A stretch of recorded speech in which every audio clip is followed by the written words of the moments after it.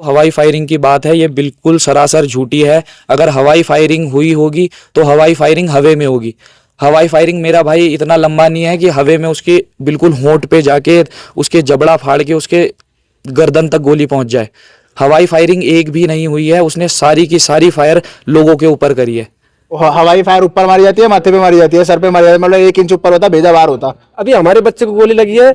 अगर यहाँ की पुलिस, यहाँ की मीडिया हमारा हेल्प नहीं करेंगे, कल के दिन आप लोग के बच्चों को भी गोली लगेगी।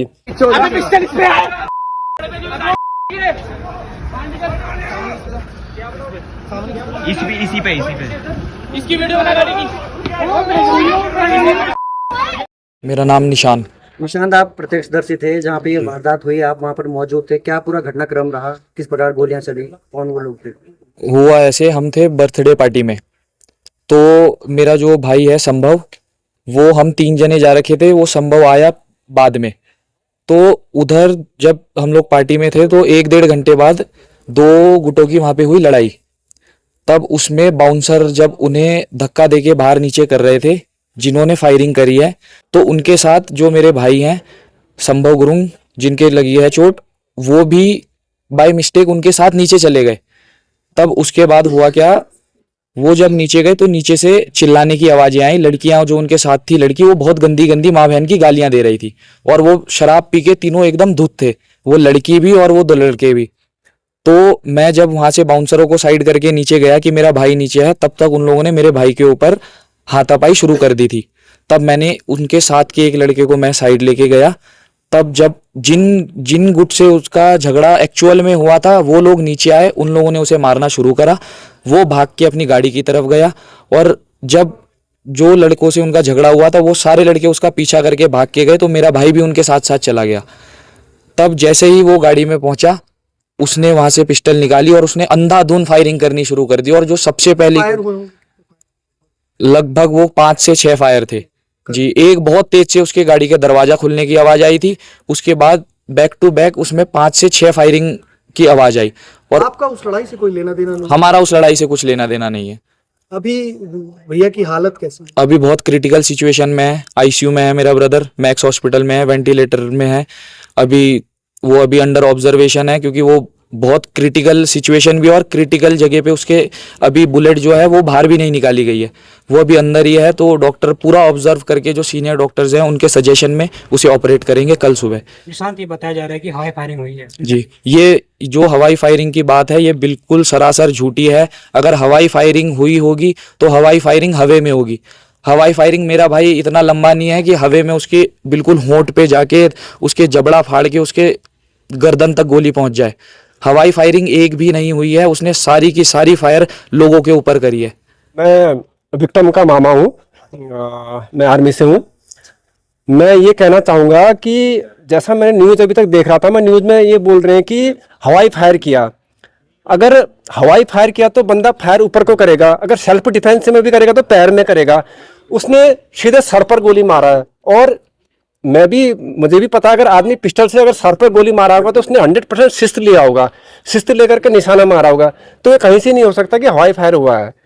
और अभी मैं देख रहा हूँ कि हमारा जो देहरादून जो पहले था वो अभी नहीं रहा। कम से कम 9-10 साल पहले आपको बिना हेलमेट के कोई दिखाई नहीं देता था। अभी यहाँ पर यूपी के, हरियाणा के, दिल्ली के लोगों ने इतनी गुंडागर्दी फैला रखी है कि कोई हेलमेट नहीं है, कुछ नहीं है। यहाँ पर वो चीज़ नहीं रहा, अभी लोग सेफ नहीं है। कल अभी हमारे बच्चे को गोली लगी है। अगर यहाँ की पुलिस, यहाँ की मीडिया हमारा हेल्प नहीं करेंगे, कल के दिन आप लोग के बच्चों को भी गोली लगेगी। उसके अंदर बुलेट अभी भी रुका हुआ है। उनके माँ बाप को पता है क्या कैसा क्रिटिकल हालत है, गोली अभी भी अंदर है। अब आप ये कह सकते हो कि आदमी के अगर सर के अंदर गोली अभी रुकी है तो उसका क्या हालत होगा। कल के दिन ये किसी के साथ भी हो सकता है। तो मुझे विश्वास है हमारी पुलिस से, मुझे मीडिया से पूरा मुझे विश्वास है कि वो हमारा साथ देगा। और वो नहीं देगा तो हम कहाँ जाएंगे, किसके पास जाएंगे? वो पैसे वाली पार्टी होगी, जिसके पास पिस्टल है, जिसके पास फॉर्च्यूनर गाड़ी है, VIP नंबर है, इसका मतलब गुंडे बदमाश बड़े घर के लोग होंगे। हमें कौन देखेगा? तुम्हें अभी हाल में आपने देखा था जो इंसिडेंट हुआ था ये कोलागढ़ चौक में, आपको पता है रात के 12-12, 2-2 बजे तक क्लब कल्चर चल रहा है। ज्यादातर ये बाहर के लोग आ रहे हैं। अब यूपी से या शामली से यहाँ आकर के फायरिंग कर रहे हैं, तो इसका मतलब ज्यादातर बाहर के लोग आ रहे हैं। तो मैं यहाँ की पुलिस से, यहाँ की गवर्नमेंट से ये कहना चाहूंगा कि ये चीज बंद होनी चाहिए। और जो हमारा देहरादून जो एजुकेशन हब से जाना जाता था, जो यहाँ पर बिल्कुल जो यहाँ पर एक शांति, जहाँ बाहर के लोग यहाँ पर शांति ढूंढने आते थे, वो चीज यहाँ पर होना चाहिए। ये हम ये चाहेंगे कि उसमें अटेम्प्ट टू मर्डर का केस लगे, कुछ धारा लगे और उसको अटेम्प्ट टू मर्डर का केस, और कम से कम उसको 10 साल का कारावास होना चाहिए। मैं ये प्रशासन से कहना चाहूंगा। आप क्षेत्र के पार्षद हैं, ये जो घटना हुई है इसको किस तरह से देख रहे हैं और अभी तक पुलिस की क्या कार्रवाई की गई? जी, अभी हम इस समय यहाँ राजपुर थाने आए हैं। अभी सूचना मिली कि हमें जैसे कल रात को ये किसी बार पर जो ये अभी कृत करके गए हैं, जो भारी क्षेत्र के जो हैं ये कोई मुजफ्फरनगर के बता रहे हैं, तो इनके द्वारा जो हमारे नया गांव निवासी छोटे भाई को इन्होंने गोली मारी है। तो जो बाहर के जो क्षेत्र के ये जो क्लबों के द्वारा जो ये रात भर जो क्लब खुले रहते हैं और रात भर जो लड़के घूमते रहते हैं बाहरी क्षेत्र के, इन पे पाबंदियां लगनी चाहिए, इनकी गाड़ियां चेकिंग होनी चाहिए कि हथियार लेके रात को इस देहरादून राजधानी में कैसे घूम रहे हैं। तो पुलिस प्रशासन को इसका ध्यान देना चाहिए। देख रहे हैं जिस प्रकार पिछले कई समय से उत्तराखंड में भारी व्यक्ति आ रहे हैं और यहाँ के जो मूल निवासी हैं उन पे अटैक कर रहे हैं, बंदूक से गोली मार के चले जा रहे हैं और उनमें कोई भय का माहौल नहीं है। क्या इसमें पुलिस प्रशासन कहीं फेल? ये तो आपको ज्यादा बेहतर पता होगा ना। पुलिस प्रशासन अगर भय होता तो रात को वो कैसे फरार हो जाता? ओपन फायरिंग कर रहा है ऊपर, कहाँ आपको नॉलेज होगी, आप मूवी सारी चीजें देखते हो, हवाई फायर ऊपर मारी जाती है, माथे पे मारी जाती है, सर पे मारी जाती है, मतलब 1 इंच ऊपर होता, भेजा बाहर होता। नॉर्मल सी चीज है ये तो नॉर्मल सी चीज है ना। नीचे 3-4 फायर मारी हुई, गाड़ियों पे नंबर नहीं है, प्रधान लिखे हुए, बदमाश लिखे हुए, ये थोड़ी हो रहा है। इस हिसाब से थोड़ी चीजें हैं तो नॉर्मल। और बाहर 3-3, 4-4 बजे तक कौन से क्लब खुलते हैं?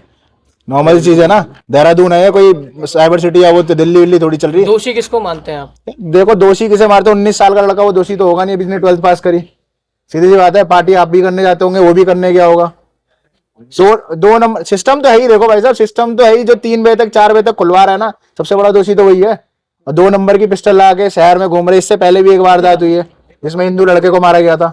नॉर्मल सी चीज है ना। जो है उस लड़के की कैसी स्थिति है, जैसे आप उससे मिल पाए? देखिए वो तो वेंटिलेटर पे है, वो तो उस पे तो पाइप लगा हुआ है। अभी सर्जरी के लिए बोला है डॉक्टर ने, और अभी ऑपरेट भी नहीं करा है, सिर्फ उस पे ऑब्जर्वेशन पे रखा हुआ है। ये तो आप लोग मैक्स में खुद जाके देख सकते अभी ये भी कहा जा रहा है कि गोली अभी निकाली नहीं निकाली, सर्जन आएगा ना, क्योंकि उनमें तो डॉक्टर ने सीधा ये बोला है ना, अगर जरी सी भी मिस्टेक होगी तो पूरे लाइफ टाइम के लिए पैरालाइज्ड हो जाएगा ना। हेड में गोली लगी हुई है, आप नॉर्मल सी चीज है। सारी ऑपरेटिव सिस्टम ही पूरा हेड है। अगर जरी सी भी कोई भी विंग या कोई भी नस कोई भी वो अगर कट जाएगी तो नॉर्मल सी, मैं बोल रहा कुछ भी बाय मिस्टेक ना हो, मिस हैपनिंग अगर कुछ भी हो, उसकी तो बेचारे की 19 साल का लड़का, मैं बोल रहा, और घर में अकेला लड़का है, पूरी की पूरी जिंदगी स्पॉइल हो जाएगी उसकी। तो अभी क्या कहेंगे? आरोपी को तो पकड़ लिया गया है। ये आरोपी तो पकड़ लिया गया। मैं तो बोल रहा भैया सीधा सा चीज है ना, गोली मारी हुई, आरोपी कैसे पकड़ा? पटाए घुटने बैठा रखा। इससे पहले भी तो कर रखा था, सरेंडर कर दिया। वो तो उसने पकड़ा थोड़ी, वो तो सरेंडर कर रखा उन्होंने। आप लोगों को भी पता चल रहा, इससे पहले जो कांड हुआ था उसमें भी तो उसे बोलते हैं पकड़ा गया था।